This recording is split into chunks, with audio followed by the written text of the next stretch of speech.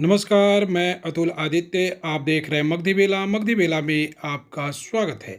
बाढ़ मंडल के मोकामा थाना अंतर्गत एक बहुत ही दुखद घटना घटी है, जिसमें एक साथ 6 बच्चे गंगा में समा गए स्नान करते समय, जिसमें से 3 बच्चे की मृत्यु हो गई है, जबकि 3 बच्चे का इलाज अभी भी चल रहा है। जब तक समाचार प्राप्त हुआ था, तब तक बच्चे को हॉस्पिटल ले गया था, जबकि 3 को मृत अवस्था में ही नदी से प्राप्त किया गया था।